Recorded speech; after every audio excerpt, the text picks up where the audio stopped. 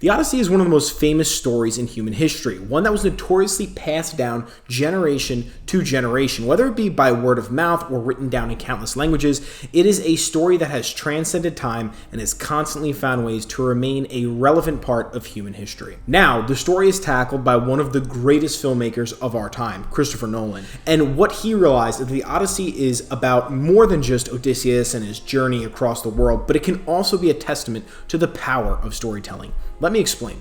Storytelling, specifically legends spread by word of mouth, is integral to the plot of Nolan's Odyssey.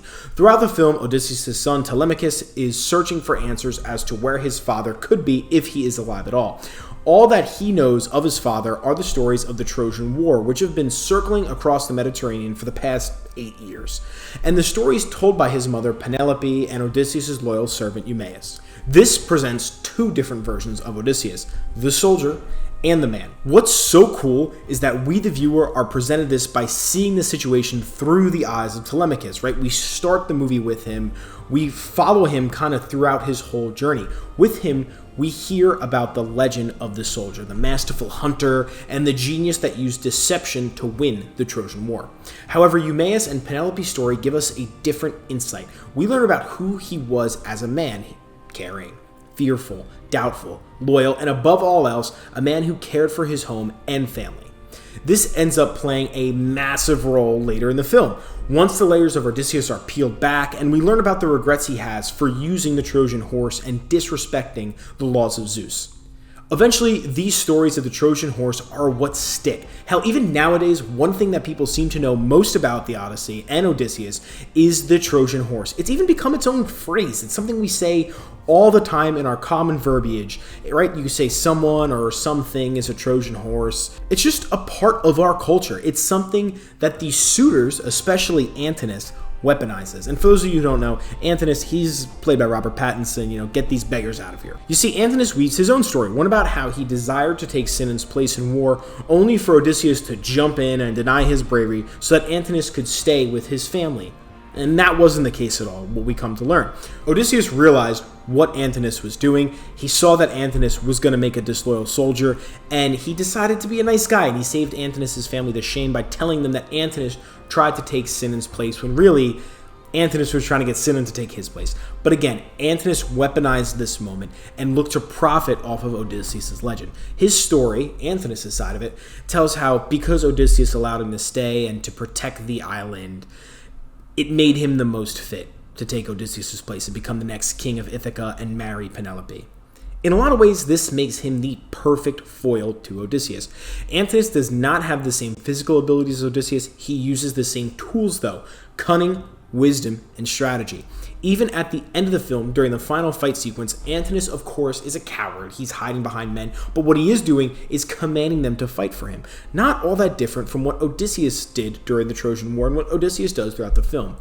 And how does Antinous stand out above the rest of the suitors? By using storytelling and weaponizing it and attaching himself directly to the legend of Odysseus. And as I said, this really makes him the twisted version of Odysseus, the dark mirror. And it's cool to see that. Using these stories and strategy, Antinous, in a way, makes himself a living Trojan horse by planting himself in Penelope's household and making himself seem a lot more trustworthy to gain her trust and try to bolster his own standing in becoming the king of Ithaca. And what this perfectly depicts is how much Odysseus and his disrespect for Zeus's law has changed and warped the world with his actions.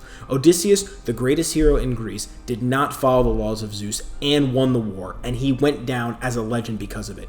So why should any of the suitors need to follow these rules of human respect and decency? And that is the crux of the film. It's another Oppenheimer situation, right? Odysseus caused this massive ripple effect. That's what the film is all about. It's that these stories, these legends, they carry so much power. And as I said, sure, Odysseus' actions and decisions are what caused this ripple effect. But what really makes it have a massive impact on the world and on culture is the widespread legend. It's the storytelling. It's the passing down of this myth and this legend to all corners of the globe. And as I said, sure, Odysseus' actions and decisions are what caused this ripple effect initially, but really it's the widespread word-of-mouth storytelling of his legend. That's what really alters the course of human history. It's passing down these stories of what Odysseus did. And I think Nolan realizes this. Film is, in modern times, the most common and powerful form of storytelling. It's a billion-dollar industry, for God's sakes. But more importantly than that, it has the power to alter how we think and what we believe. Just like how the Odyssey, a tale that was spread only by spoken words for hundreds of thousands of years, changed how human beings think and feel. And capitalizing on the power of storytelling in film as one of the biggest directors in the industry by retelling the oldest story in human history shows the power that stories and legends have, and the power that they will always have throughout the course of human history and throughout the history of the world.